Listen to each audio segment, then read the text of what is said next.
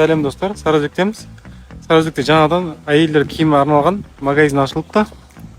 Осындай магазин. Орналасқан жерін айтып кетейін. Максут кафесінің жанында міне дом культура, ана жақта Сулпак магазинге қарама қарсы. Осы магазин қазір ішін көрейік. Осындай әйелдерге арналған киімдер. Әйелдерге, үлкен кісілерге де болады, жастарға да. Осындай негізгі әкелетін жері Турциядан екен. Стамбул қаласынан алып келіп, киімдерді өздері прямо доставка заказ берсеңіздер болады, қалаған киімдеріңізді.